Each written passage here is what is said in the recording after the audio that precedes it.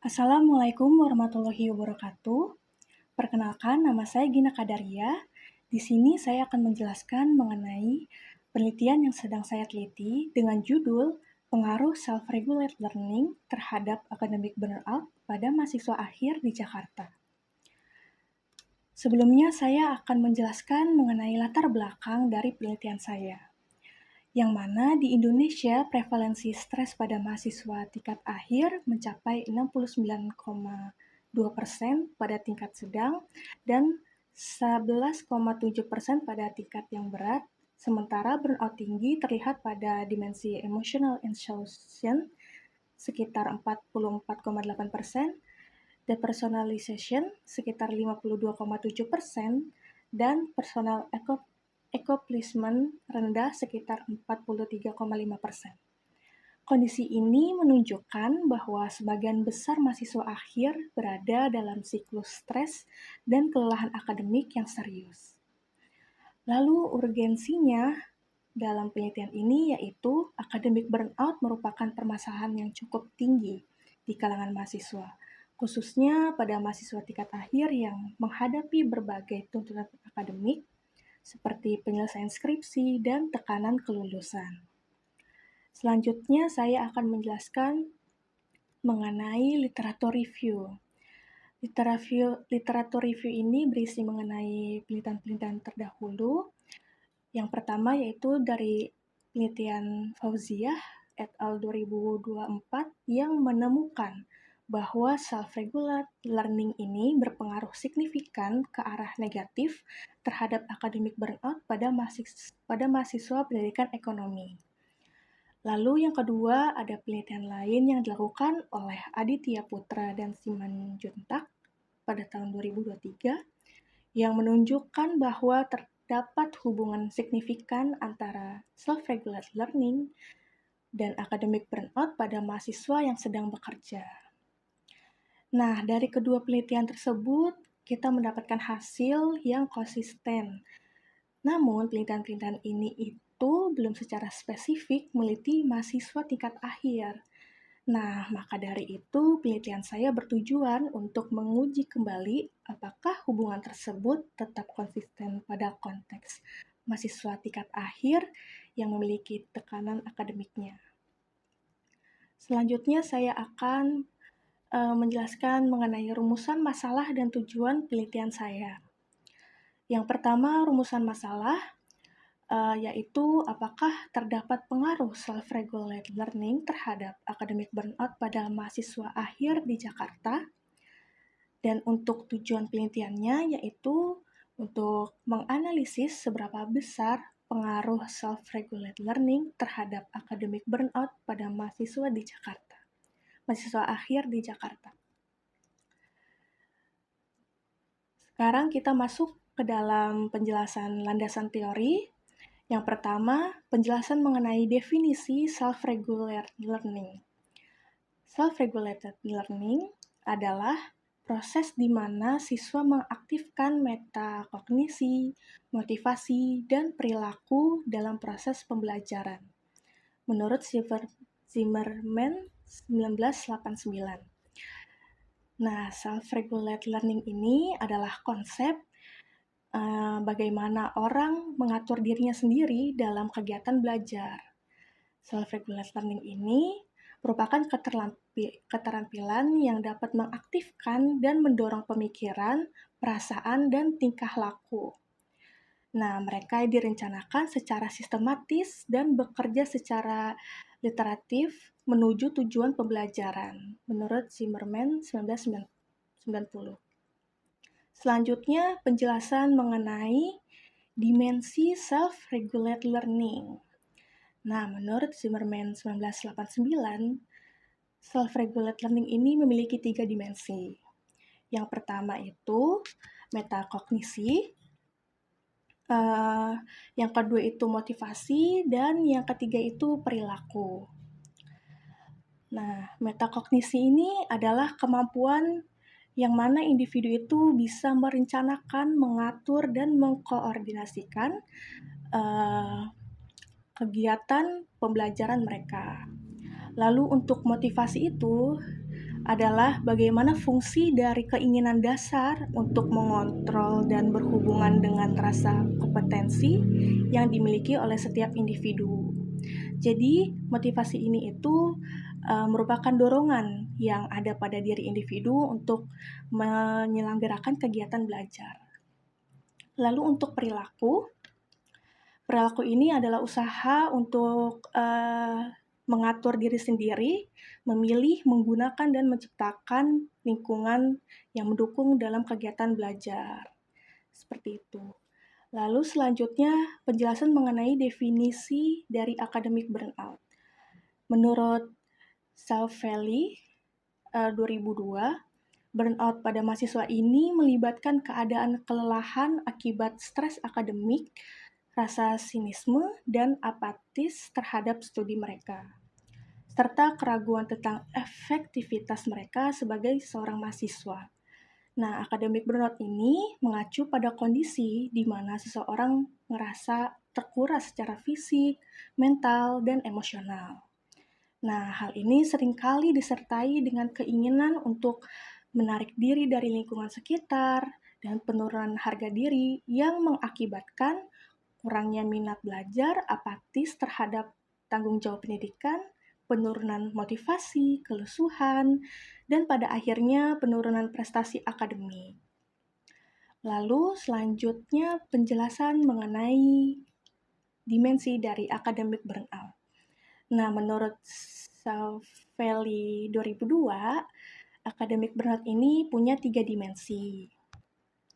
Dimensinya yang pertama itu ada kelelahan, yang kedua ada sinisme, dan yang ketiga ada efektivitas profesional. Nah, kelelahan yang dimaksud yaitu hal ini ditunjukkan melalui beberapa tanda yang muncul ketika mahasiswa itu mengalami tuntutan akademik yang tinggi yang berkelanjutan. Lalu untuk sinisme ini merupakan perasaan negatif terhadap lingkungan pendidikan yang mulai muncul. Jadi, bisa bermanifestasi sebagai kurangnya antusiasme dan keterasingan emosional dalam diri dari proses belajar mahasiswa tersebut. Lalu, yang terakhir ada efektivitas profesional, yang mana mahasiswa itu udah mulai menyadari adanya penurunan persepsi mereka terhadap keterampilan akademis, sehingga menyebabkan berbagai respon emosional dan mental sehingga bisa menghambat proses belajar itu sendiri. Seperti itu. Selanjutnya, penjelasan mengenai metodologi penelitian yang saya lakukan. Yang pertama, ada tipe dan desain penelitian. Desain penelitian yang saya menggunakan pendekatan kuantitatif dengan metode non-eksperimental, dan juga dengan studi lapangan ex post facto dengan pendekatan pada hubungan kausal. Lalu untuk variabel penelitiannya yaitu independent X yang merupakan self-regulated learning, dan dependentnya itu academic burnout. Untuk populasi dan sampel dalam penelitian ini, saya menggunakan dan memilih mahasiswa akhir di Jakarta, yaitu mahasiswa semester akhir di atas semester 6 yang sedang atau akan menyusun skripsi. Selanjutnya, ada teknik pengumpulan data.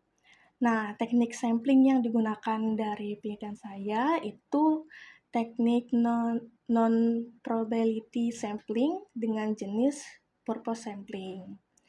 Dengan kriteria mahasiswa akhir di Jakarta yang berada dalam rentang usia 18 hingga 25 tahun, yaitu rentang usia dewasa awal, dan rentang semester akhir sekitar semester 6 ke akhir ke atas yang sedang atau akan menyusun skripsi. Lalu, kuesioner penelitian ini didistribusikan secara online melalui Google Form. Selanjutnya, ada teknik analisa data. Teknik analisis data ini menggunakan uji regresi linear sederhana. Nah, uji regresi sederhana ini akan diproses menggunakan perangkat lunak statistik SPSS 25 for Windows. Oke, selanjutnya penjelasan mengenai alat ukur yang saya gunakan dalam penelitian ini. Yang pertama, alat ukur dari independent eventnya sendiri, self-regulated learning. Instrumen yang saya gunakan adalah Academic Self-Regulated Learning ASRL yang dikembangkan oleh Zimmerman dan diadaptasi oleh Mukaromah et al. 2025 sebanyak 11 item.